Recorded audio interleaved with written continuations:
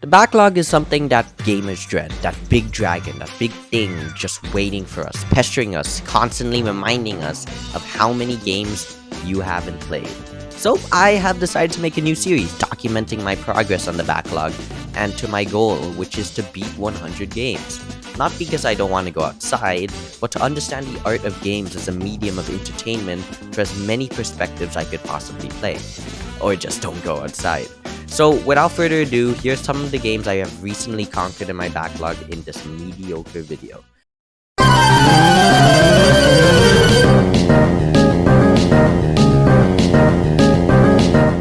Also, quick side note, I will be making a separate video analyzing the stress of the backlog in the future, so stay tuned.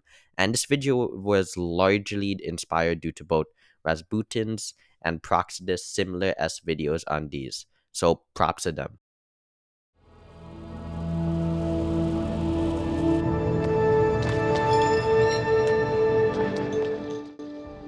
To start off the month in February, I played Cocoon, a game that has been on my radar for months. Ever since the announcement of this game in 2022, it caught my attention immediately. There's just something about the game, something about its presentation that intrigued me. The gameplay looked unique, and the creation of this game being headlined by those behind Inside and Limbo really heightened my hype even more. It just looked really good. And yeah, I was right, it's a masterpiece. Cocoon is really good in almost every aspect. This was no surprise. Annapurna Interactive has always published astounding, creative, and wonderful experiences, like being a cat. Cocoon is a pristine example. Cocoon is a game about a small insect gathering these orbs. Those orbs contain worlds inside of them, which this creature can explore and find more orbs to unlock abilities, which in turn help gain access to other orbs, while discovering the nature of the world around you. What I loved about the game is, of course, its puzzles. It might be one of my favorite puzzle games of all time. It could even rival the genius of Portal, and that's how good I believe these mechanics are. The puzzles look simple, but it's infinitely clever in its design. Consistently throughout the game, the puzzles were engaging. They weren't repetitive nor boring, but used as primary gimmick the orbs that grants the ability to transport in and out of worlds to the height of its extent. The seamless world jumping with the orbs is such a clever idea that opens numerous pathways for puzzles to take. The puzzle designs themselves are really good. It wasn't frustrating to the point of searching up on YouTube for a dire solution, nor it wasn't too easy to the point of boredom, but it perfectly balances the two. Its puzzles required some brain power and were fairly challenging at times, but never felt too difficult. It was fair and engaging. Its puzzles were really fun to solve, and when finished gave me the constant feeling of accomplishment.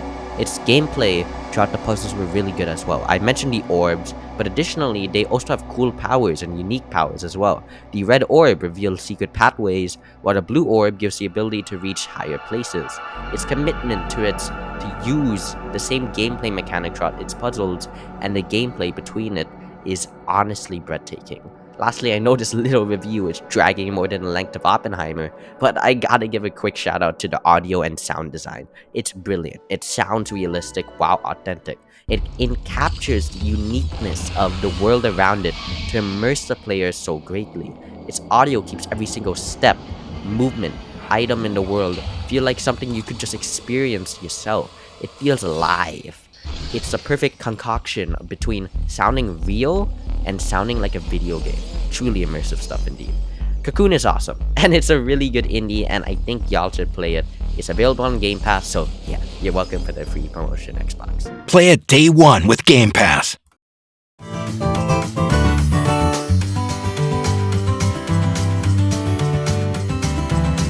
Nintendo games are expensive, especially in Canada. It's actually ridiculous. $79 for a video game. And the fact that's Nintendo, you never, ever see any game with a reasonable discount. The prices are absolutely ridiculous. And when my highly anticipated game Super Mario Wonder came out for the price of a kidney, I just said no, definitely not. Not in a million years. The problem is, I have a self-control of a toddler. So yeah, I bought it. I don't regret it though. Even with the mountainous price of this game, you can always count on Nintendo, sometimes, for its immense quality in its games. And Mario Wonder is a perfect example. Never have I thought a 2D Mario game would be this good. Just wow. To February and a little bit of March, I was hooked. I could not stop playing this game. The game was extremely fun, creative, and unique. I never thought a 2D Mario game would reach this new level of quality, but it turns out it can.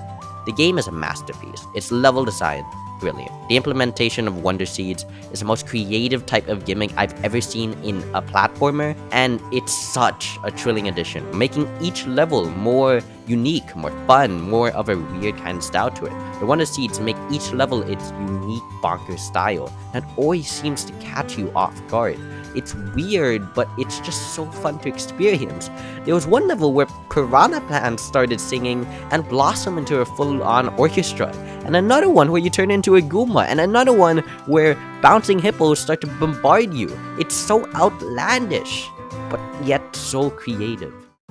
I love seeing what each and every level's cool little extravaganza has in store, which kept me engaged to the multiple hours I put into it.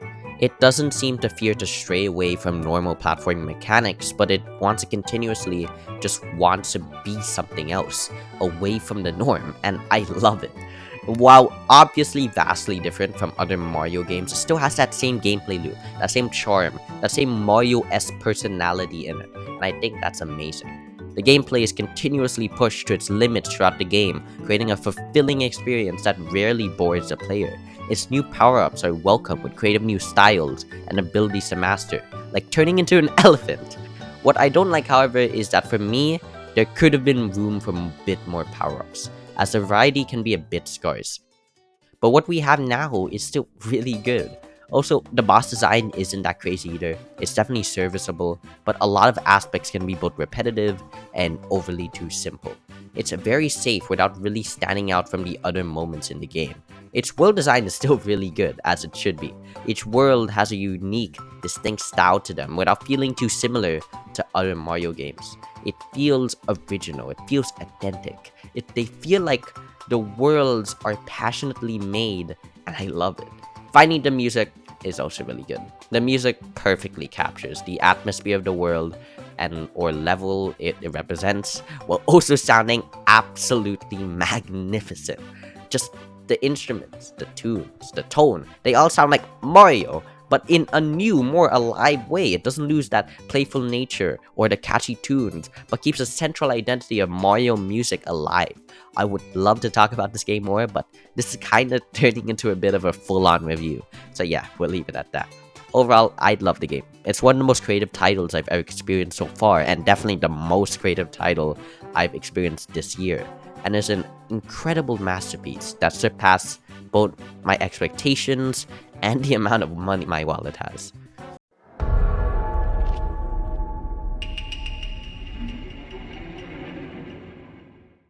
Ghost of Tsushima is what I consider one of my favorite games of all time. It comes as no surprise, as I gave it a full-fledged review, watch if you want to, back in 2022, and did win 5 awards in my imaginary award show, the ForestAwards 2022.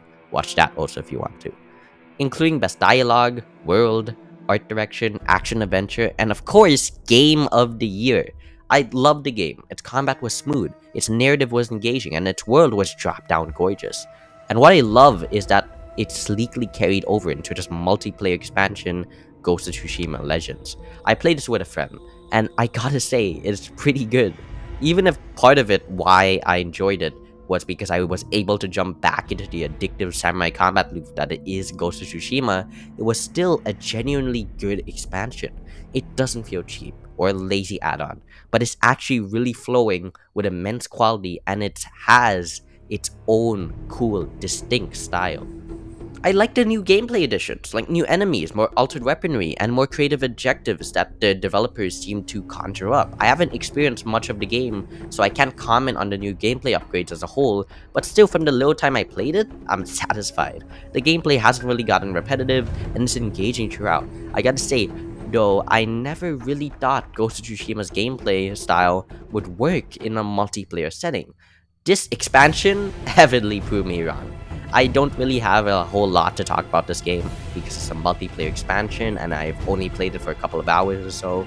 But I have to say, the best thing about this game is just the cooperative nature to it. The constant bantering with friends, the strategic teamwork we create, or being nervous or uncareful with our class choices all just felt amazing. It gave me that feeling back when I was playing during those prime Warzone days. Fun with the friends, fun with the game, fun mixed with anger. Yeah, it's just a really polished product that retains an identity that is both new and fresh, but doesn't flat out copy other similar material, but also has that same Ghost of Tsushima vibe we all know and love.